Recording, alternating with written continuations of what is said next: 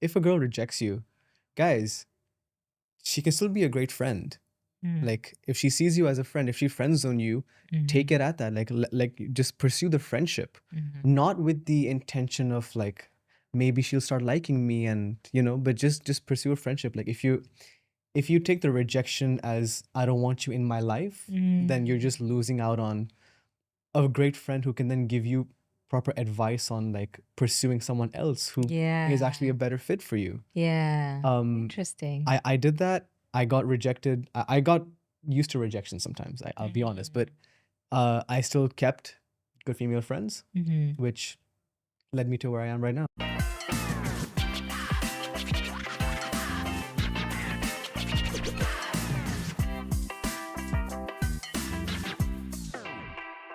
Hello, and welcome back to the 360 Perspective podcast with me, Trisha. It is another Thursday, another wonderful, wonderful episode that we have prepared for you as we continue with this series on love and relationship, which I really do hope that you've been getting a lot of nuggets, a lot of wisdom, and just knowing how to navigate the space of godly relationships, marriage, and dating as well. So today we have a special episode featuring a guest who gets to unpack and tell us from a man's perspective, what does waiting and dating and pursuing and godly relationship look like? It's a conversation that I've been wanting to do for a very long time, just to find men to hear from their perspective on what waiting looks like. So we get to unpack that conversation. Ladies and gentlemen, help me welcome our special guest for today, Mr. Seed. Hello, hello. How are you? Thank you for coming. I'm so honored to be here. I'm a huge fan of your podcast. Oh, thank you. And this is also a conversation I've been waiting to have, Yeah. unintended, for a long time. Awesome. I'm so privileged and so honored to have you on here. And so before we get to dive into the conversation, I had some quick questions that I wanted to ask you. Just a little fun game, engaging questions that I just wanted to hear your thoughts and perspectives before we jump into the serious conversation. Amazing. I love All games. Let's right. go. You ready? Yeah. Okay, so the first question is, what's the most awkward thing you've ever done on a first date? The most awkward thing I've done on a first date that actually something I did with my current girlfriend on our first date. So we just for a little bit of context, we matched on Bumble. That's how we met. And it was like a week of talking, a call here and there, and texting every day for a week before we had our first date. And so on chat and on call, like our conversations were fluid and smooth, and it was fun. But when I met her for the first time, for some odd reason, my mind went completely blank. Before the date, I was so excited. I was like, I want to talk about this and discuss this and spend time with her and go here, have this food. And but then when we met at the restaurant where I took her out, I had nothing to talk about. That's interesting. It was like, crickets, what are we talking about? Yeah, it actually felt like crickets going on in my head. Wow. So we get seated and we're just quietly looking at the menu, saying, "Oh, this looks good. Yeah, like, this looks nice." and this is a story she loves telling people. So we place our order, and I didn't even realize that I did this, but I was just like, you know what? I'm just gonna jump straight into it. So I asked her, "So what are you looking for in a relationship?" Ooh. Okay. And I was like, where's this going? What do you I mean, even though we had like briefly discussed it before that we are Yeah. looking for something serious, and but just that in that moment I was just like, I have nothing to talk about, but I also don't want to waste time. Yeah. So That's like just in the beginning of our date, I interesting. just went, "So what are your intentions with me?" Wow. Oh my gosh. You're so lucky that she showed up in the second date, because I think that's like a date killer. Some conversations at the beginning of a date, it's just like, yeah, that's it. So here's the thing. She actually found it very endearing. On the flip side, like she thought it was great that I was so intentional about that. Okay. And she was like, "Okay, great. Like here's a man who's just like not wasting time. He's just like Okay, so it worked in your favor. It deeply worked in my favor. Interesting. Very, very interesting. Wow. Okay, we'll just assume that you were smitten by her beauty and I tell her that every day, so. yeah, that's a good excuse. All right, so the second question, what's one piece of dating advice you heard growing up that you now realize was was totally wrong? One piece of dating advice growing up. That's a good question. I didn't get much dating advice Okay. when I was younger. Okay. Coming from an Indian family, dating when you're younger is like, don't date, focus on your studies, focus on your career, and then when you're an adult, they're like, why aren't you married yet? So it's weird to navigate that, especially like I said, as an Indian, like, so I didn't really get much dating advice. It was just like, don't date. Okay. That's the advice I got. Okay. Great. The second last question. If you had to describe your ideal relationship using a movie or a Bible story, which one would it be? Oh my and God. why? These are such great questions. It's throwing me on for a I know. They're very spontaneous, but I'm just curious to know at the top of your head. At the top of my head. Mm-hmm. Is there a movie that has no conflict? Is there a movie that you know that has like no conflict whatsoever? Conflict is part of life, You know? part of a movie. I don't know of any. So that's what your I'll be very honest. I'm very blessed to say that I'm living my ideal relationship with my girlfriend right now. We have zero conflict. We've been dating for tomorrow 6 months. Mm-hmm. And actually no, sorry, tomorrow officially 3 months, but like it's been 6 months. And we have never fought. We've never had any disagreements, no arguments, nothing. Like the way we communicate is just always been so smooth and so like stress-free, conflict-free. Oh, that's great. Well, I think 10 years from now, I'd love to have you back on the podcast because I will. I'll be back. yeah. I think it's a beautiful thing, to be honest. That, but I feel like definitely conflict is part of life in one way or another, just because we all think differently. So yeah. Sometimes for me, I always say, not to say that. I think it's really how you handle conflict. You can handle conflict in a mature way that it doesn't really feel like it's conflict, Yeah. And I think that's the difference Yeah. because disagreements or just not being on the same page every single time is bound to happen. I think it's just how you handle the conflict. And if you both handle it in a mature way, it honestly does feel like you don't really have like major conflicts, but it's mainly based off on just how you how you navigate the conflict space. Yeah. One of the first things that my girlfriend and I did very early on in just our dating stage was like communicating how we communicate. It was so helpful in that like we knew how to like deal with conflict. Like if disagreements come up, how do we then get back on the same page or respect each other's opinions and everything without it affecting the relationship? And I think that's important to say Very. because I feel like that's what probably set the tone for the relationship. Because then if you don't have that agreement, then conflicts come up and how you handle it is just like, like messy. But I think whatever you said is very, very critical. Just having that conversation early enough sets the pace for how you manage things later on. Yeah. So that's very, very important. And final question, what's a green flag in a woman that instantly makes you think she's different? Green flag in a woman is when she lets a man be a man. Okay. And doesn't change him according to her standards. Mm. If you don't like the person you're with, that's okay. Break it off easily and go find someone else. But if you are with someone and you respect that person and you started liking them, you started dating them because they are the way they are, then respect them and allow them to embrace their manhood. I think that's what's more important. Like just men like being kids. At least I do. And I will keep referring back to my girlfriend. Yeah. But like she lets me be a child. She lets me be a kid. And it has really helped me be an adult and step up and be an adult in like when I need to. But like what makes a relationship fun is when we just embrace our inner kid together. And she's really allowed me to embrace that. Awesome. Awesome.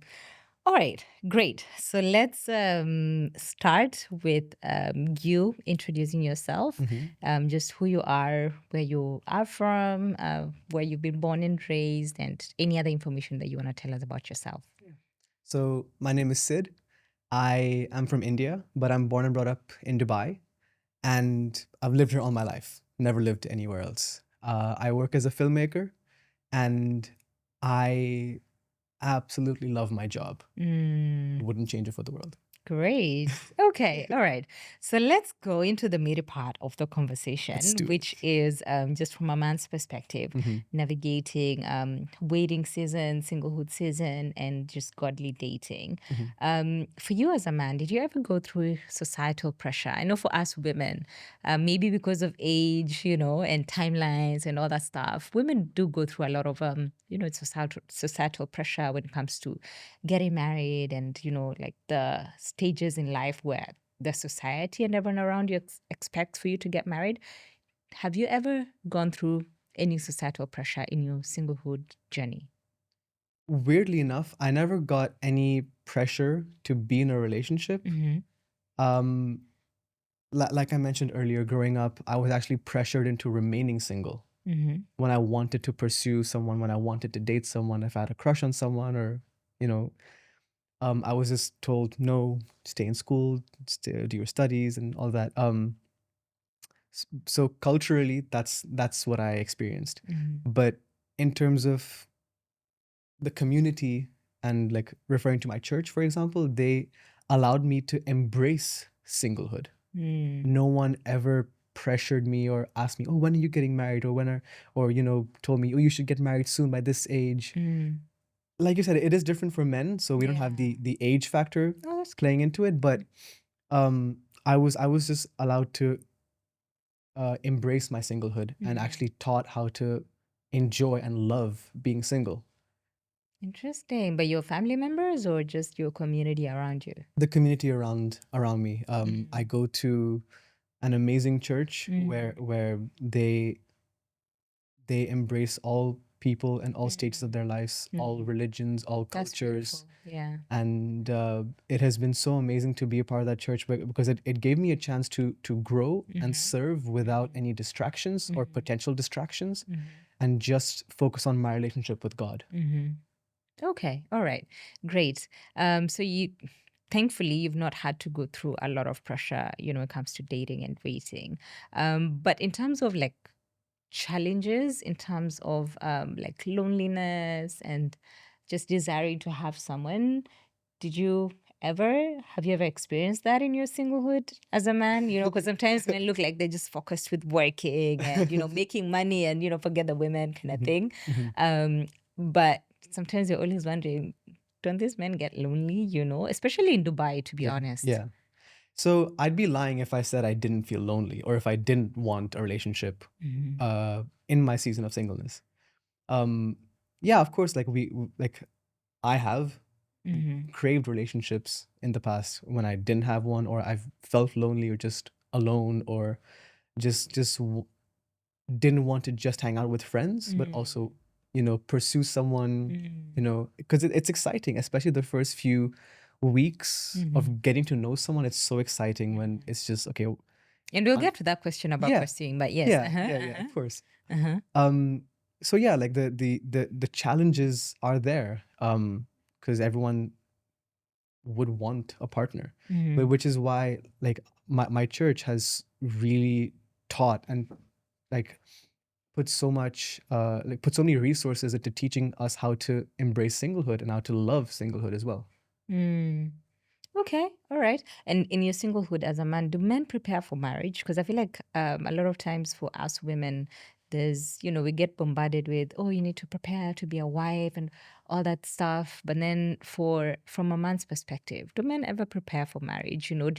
For you yourself in your own personal journey, how have you been intentional in preparing yourself to be a godly husband and a godly mate for the person that God had in store for you? So I'm going to answer this question by referring back to the question. Mm-hmm. It's you asked me about preparing myself. Mm-hmm. You didn't ask me about how do I find the right person. It's about preparing myself. So a big journey, like a huge aspect of singlehood should be about being the perfect partner, being the person, as opposed to finding the right person. Like if people just take some time, if single people just take some time and reflect on why they're single, many of them will come to the realization, or they should come to the realization, that maybe they aren't the person that they are looking for is looking for. So what's your relationship like with God? What's your relationship like with yourself? How do you view yourself? What's your self-worth? How do you define yourself? And what are your goals and values? And are you willing to compromise on them or not at all? Establish those values and those beliefs. Do you want kids? Do you not want kids? What sort of parenting role do you want to play? All of that. Like, have all of that prepared by yourself before you get into a relationship. That's my advice. And that's also what I learned in church through young adult sessions and a little bit of counseling. It was more about preparing myself to be the person that I'm looking for is looking for.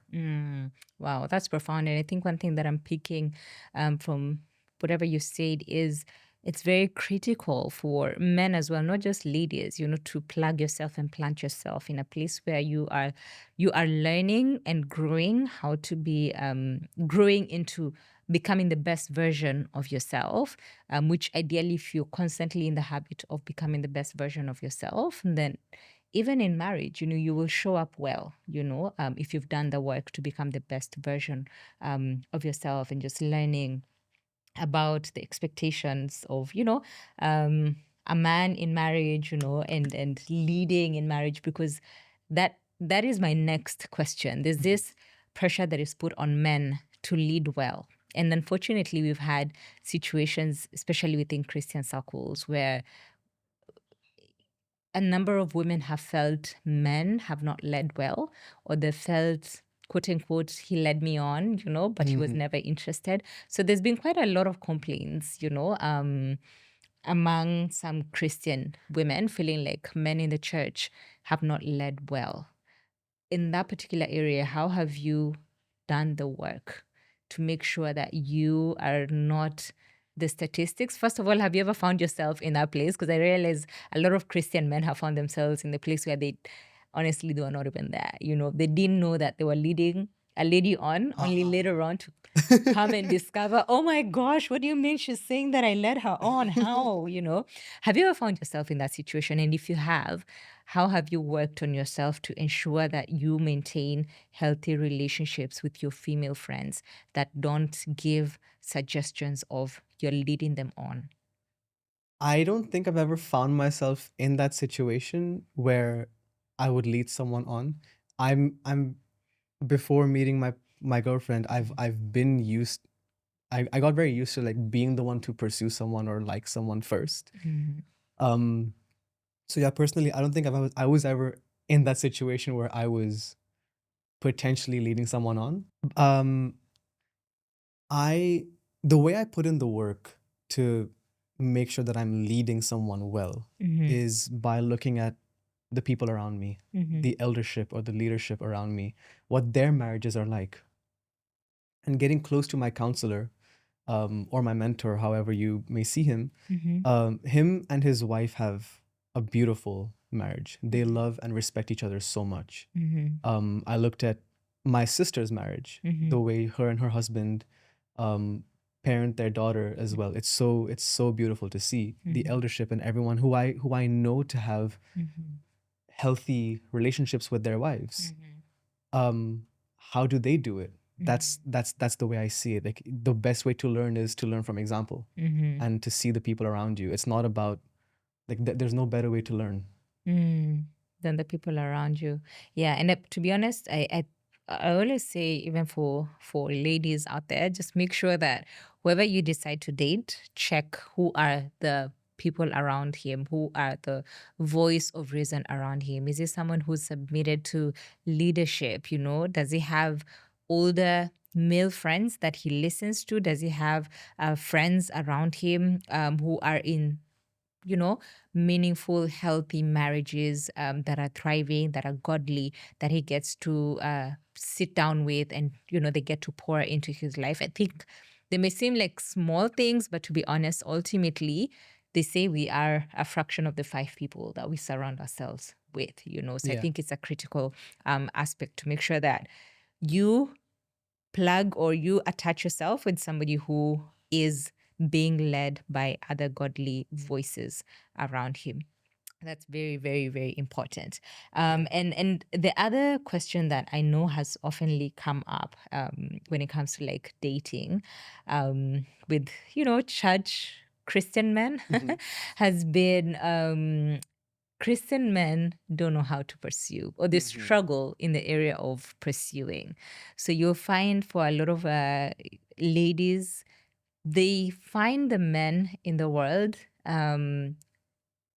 more straightforward, and like literally they shoot their shot and they say what they want.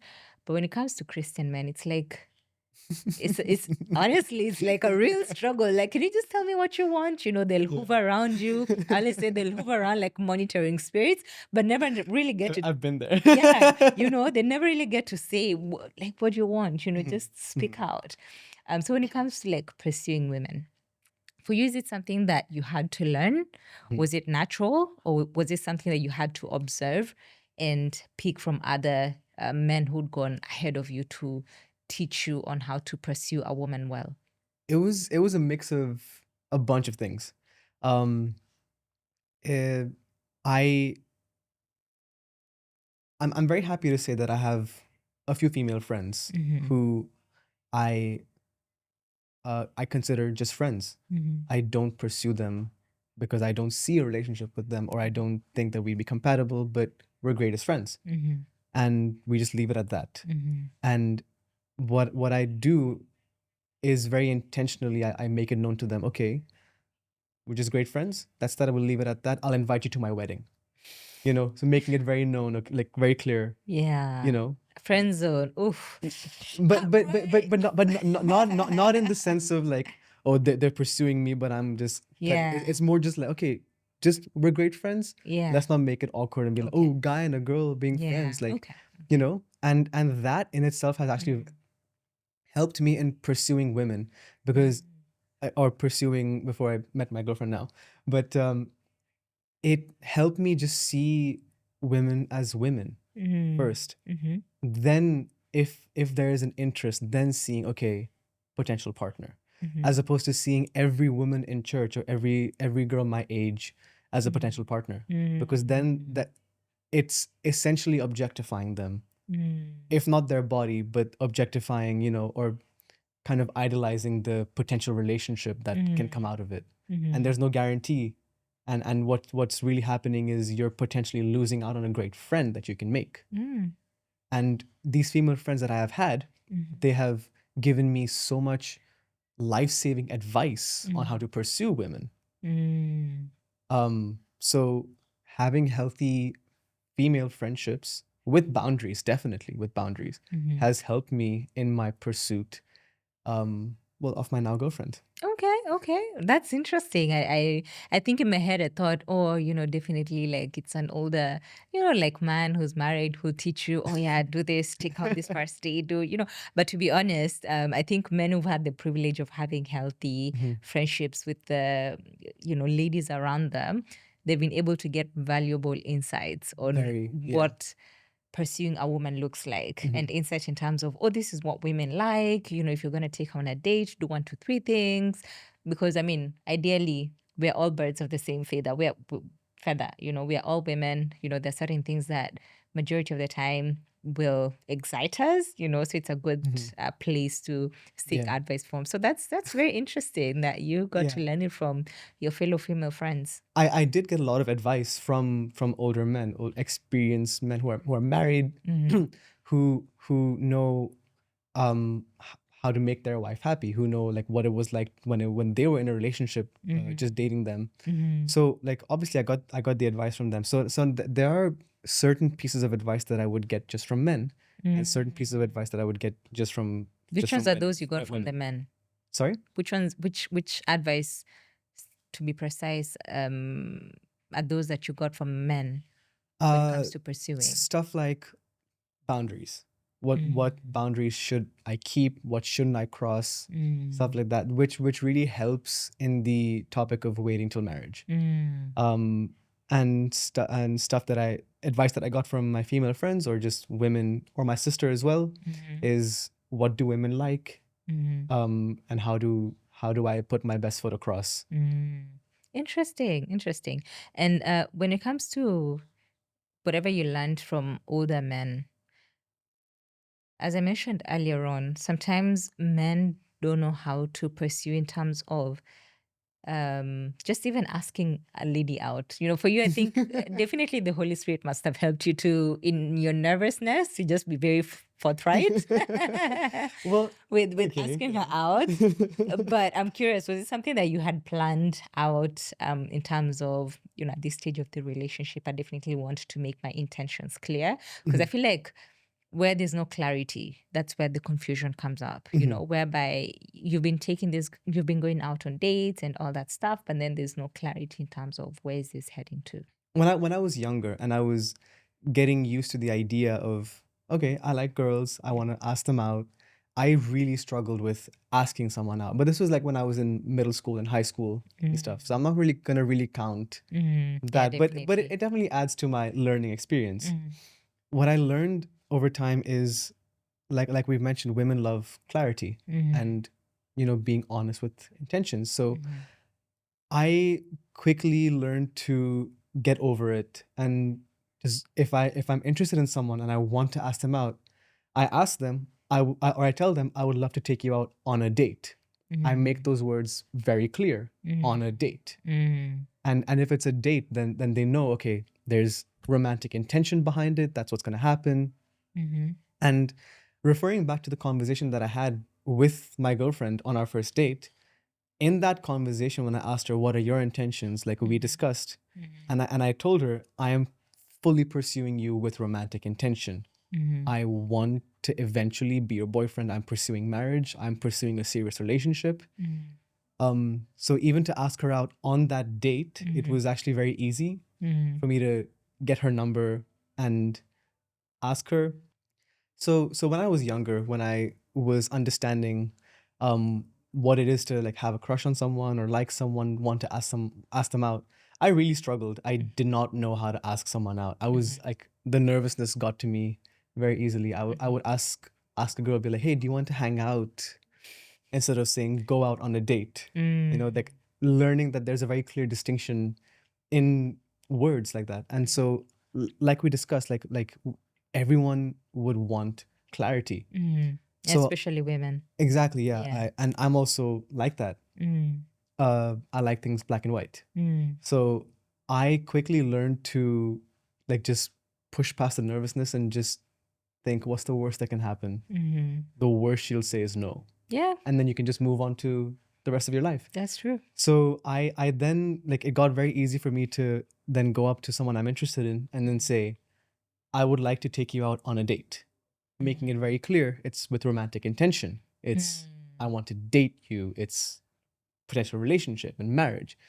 And referring back to like that conversation that I had with my girlfriend on our first date, in that conversation we unpacked what it is that we're looking for. And I told her from the start, I want to date you. I want to be in a relationship with you. I want to be your boyfriend. I'm pursuing marriage. And we both made that very clear with each other. And weirdly enough, like after that, like there was no tension between us. There was no awkwardness. It was very easy to just have a great conversation with her, get to know her, spend the next 3 hours with her.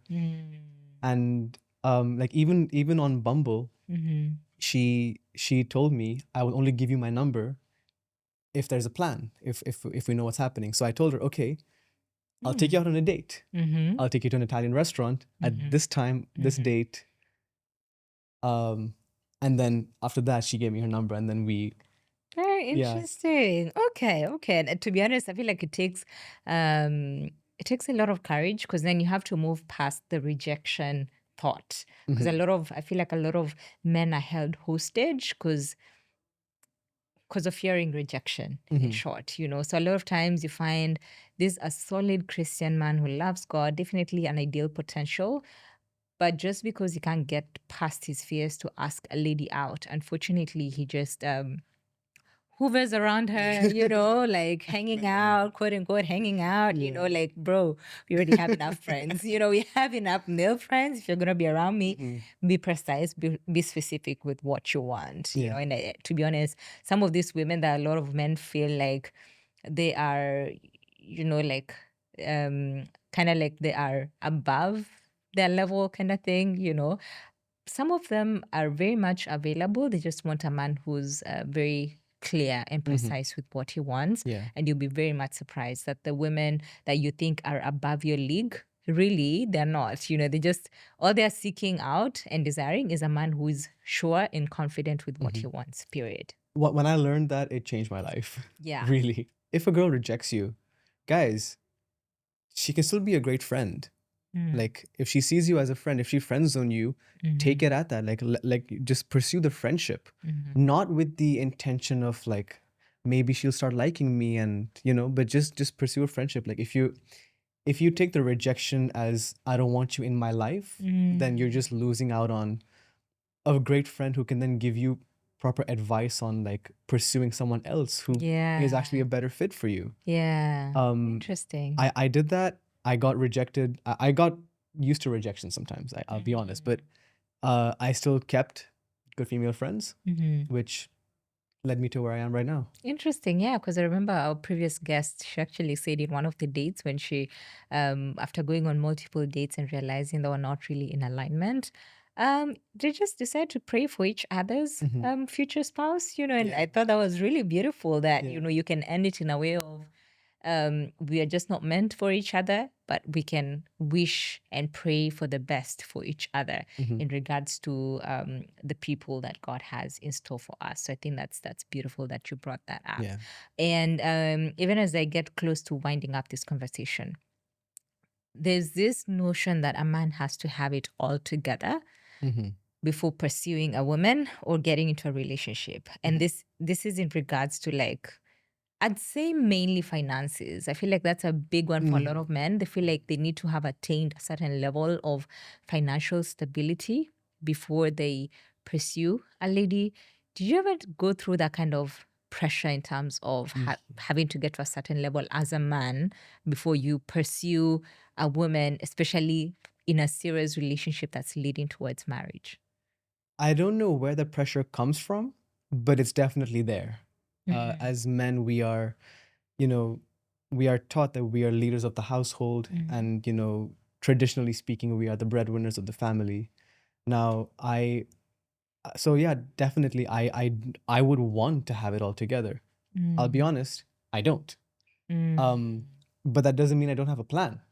And having that plan and sticking to that plan and making it known to your partner, saying, okay, I have a plan, and then actually showing that you're working on it, that you're not just saying I'm working on it, but then not actually doing something.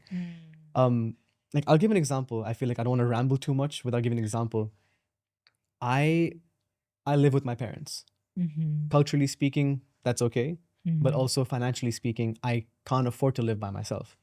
I'm still like paying off my car. And so financially speaking, I don't have it all together. But I do have a plan. I know my finances. I know how long it's going to take for me to pay off my car. I know how much I'm going to be earning, potentially in the next few years, how much money I'll be getting in. And this is one of the conversations that actually just a couple of weeks ago I had with my girlfriend, where we discussed finances. We discussed like kind of a breakdown of how much we're earning, how much we're bringing in, how much we're paying, how much, if not debt, but just how much we are spending on rent and car and all of that. And she saw that I have a plan, and she saw that I'm working on that plan, which gave her peace of mind. Yeah. Not that I have it together, but that I will have it together. For many men, it's like, if that's what you want, that's okay. Having that plan and having, like, wanting security, whether it's financial security or emotional security or spiritual security, whatever that may be, whatever that may look like for you, that's, in my opinion, that's okay. But don't then not have a plan and then lead someone on. I think that is what leads men to lead someone on, when they don't have a plan themselves for their own life. And then they bring someone else into the emotional mix of their lives, and then they mess up a girl's heart. And I would not want anyone to go through that.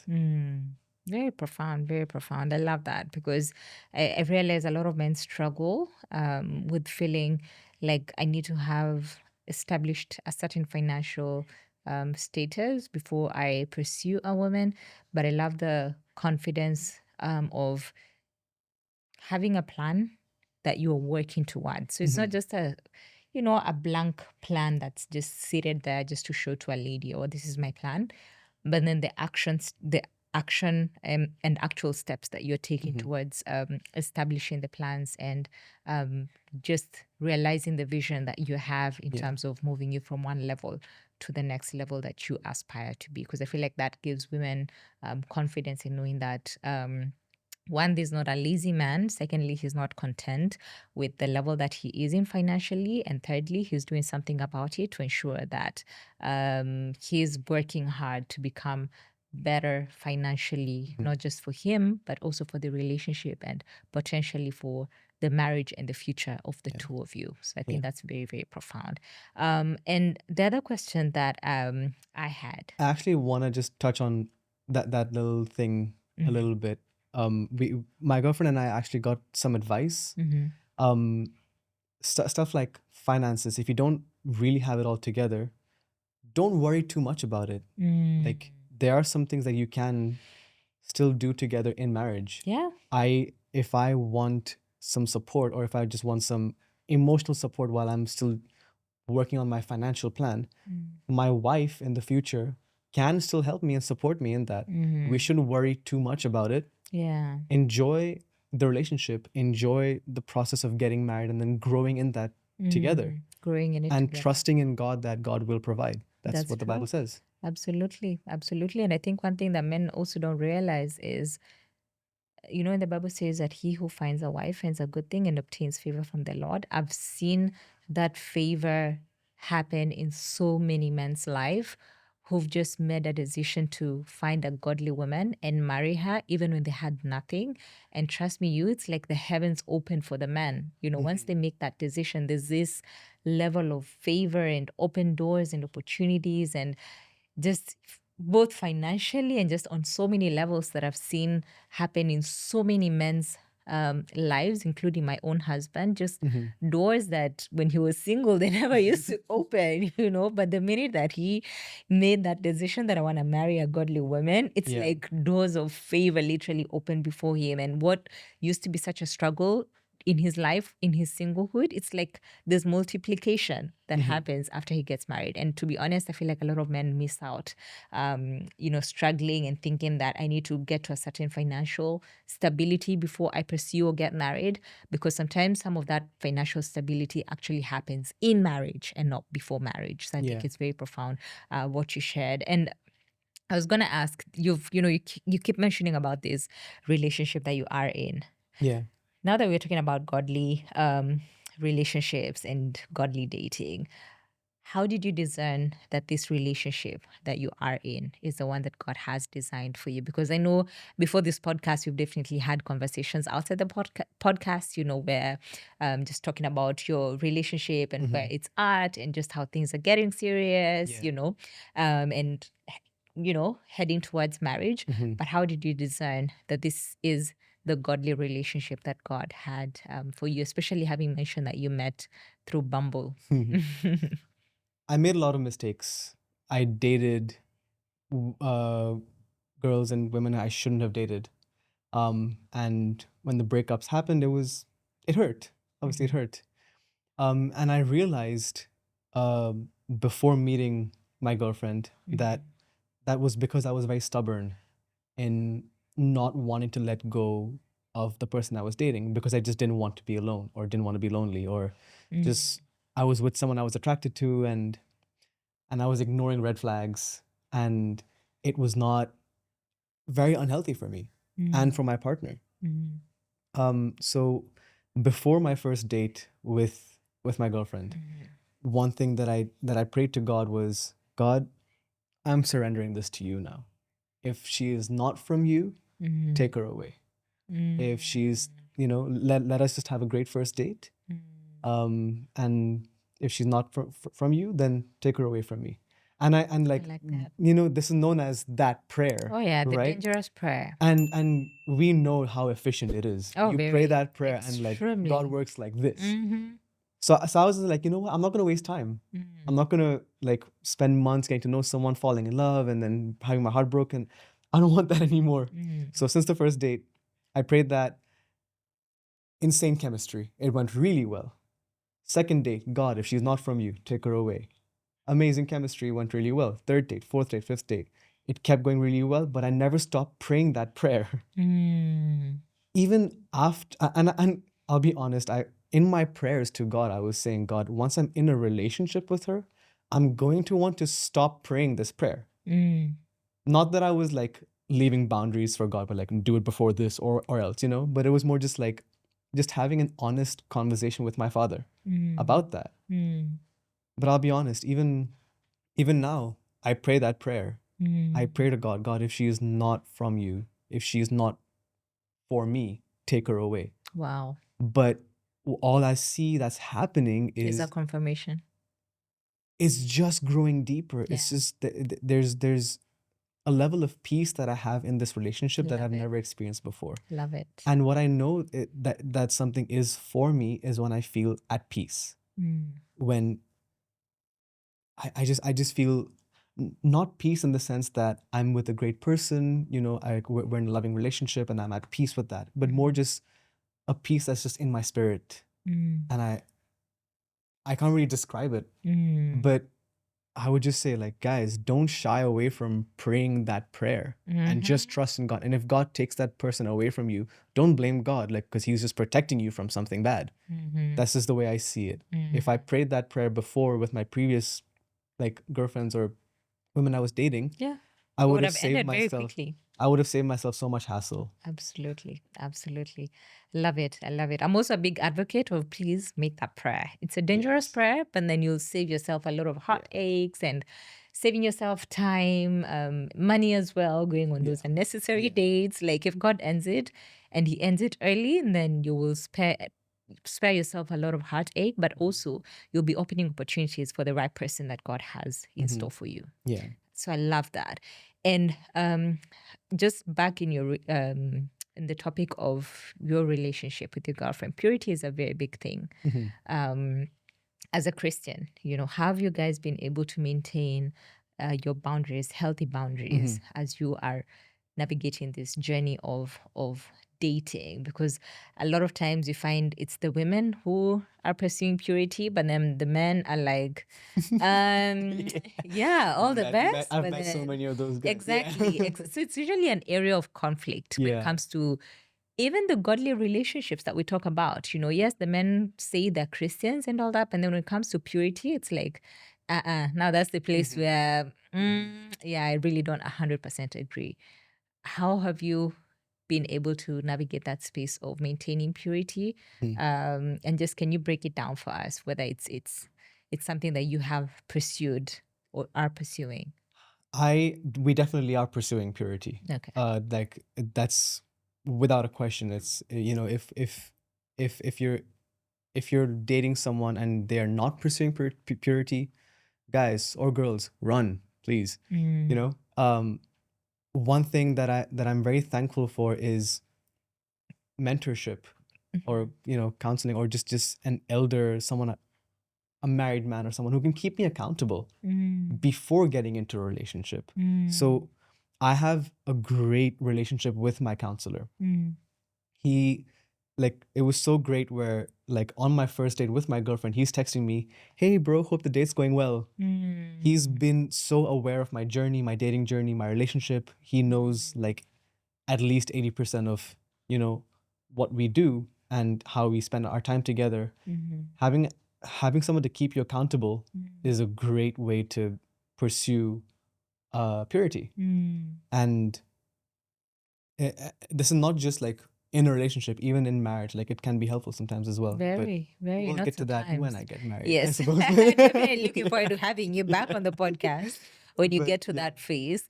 But yeah, it's definitely very critical to, I think, maintaining boundary, having people that keep you accountable. Accountability is a very critical aspect when it comes to maintaining sexual boundaries Yeah. while dating. But I also believe that when you've made that pre-decision ahead of time before you get into the relationship is very, very critical. Did you make that pre-decision? Because I feel like for a lot of people, you don't make the decision. And so when the opportunity presents itself, it's like, let's jump on it. Let's not even think twice about it. It only comes once, Yeah. Yes. Yeah, no, definitely. This was like before we even met or matched, both my girlfriend and I, we had this, we made the decision like we're going to pursue this purity or nothing. Yeah. And then we met, we matched, we talked, and we decided, okay, we are on the same page already about this. Great, there's nothing to worry about. Now it's just about fighting the temptations when it does come about, because even though we've made the decision, Oh, yeah. sometimes like you do feel like, oh, he's so hot, or she's so attractive, or she looks good in that dress, and Absolutely. he looks so good in that cardigan. Yes. Yes.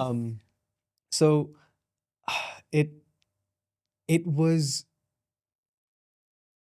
many times it has been like sometimes it comes from her where she lays down boundaries and she says, let's do this. Many times it comes from me where I say, let's do this, and let's keep these boundaries, and let's keep these people in our lives so we can be held accountable and pursue counseling, pursue, like just like there's nothing wrong with getting help and counseling and just having someone to keep you accountable. And it when you lay down these boundaries, especially coming from a man, it helps to be a good leader in the relationship as well. And then like putting in those steps, preparing yourself for marriage, putting your best foot forward in that, because that way she can trust you to make the right decisions. And if she can trust you with her body to not touch her body until the right time, then she can trust you with a lot more. But you really have to prove yourself and actually stick to it. Love it. And the best way to do that is by pursuing God and reading his word. I love it. Yeah. Yeah, that's what the Bible says. How can a young man keep his ways pure? By living according to the word of God. Exactly. So that's very critical. Finally, what's one advice that you wish Christian women would know about dating, relationships, and waiting from a man's perspective?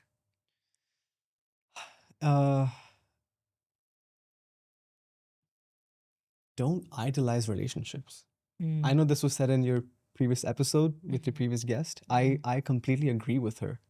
Like the best advice I can give anyone is don't idolize relationships. Like really pursue singlehood pursue a relationship with yourself, pursue a relationship with God. If I can just read a quote that I have, if we believe singleness is not meaningful, we read in believing that Jesus was not meaningful.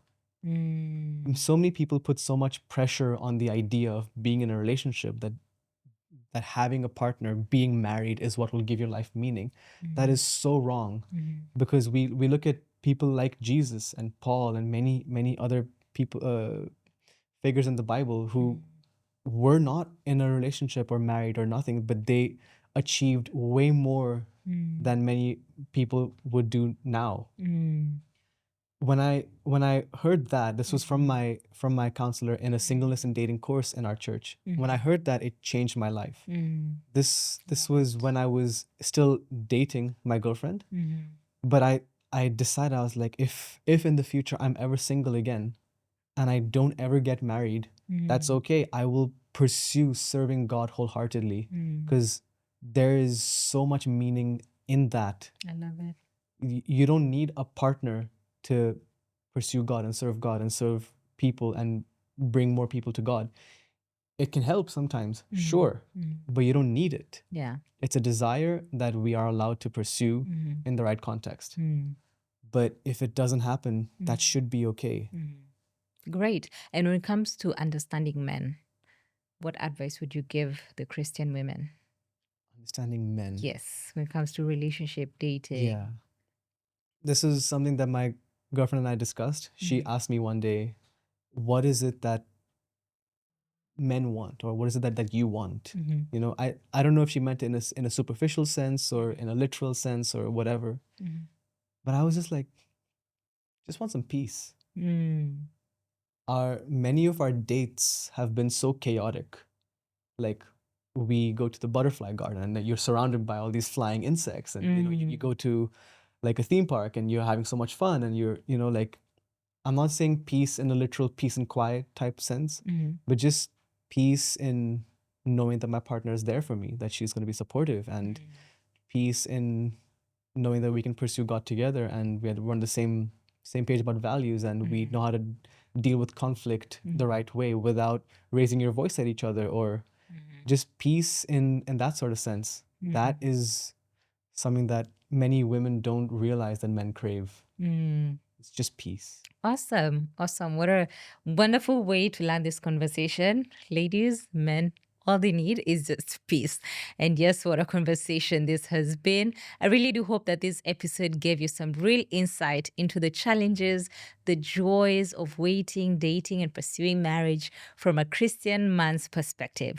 I'd love to hear from you. What was your biggest takeaway? Please drop a comment below. Let us keep the conversation going, and let us know what has been your greatest takeaway from today's episode. If you enjoyed this episode, don't forget to like, subscribe, and hit the notification bell so that you don't miss any other episode, particularly this conversation on faith-based relationship talks. And hey, share this with a friend who needs to hear it. Until next time, it is a goodbye. See you. See you.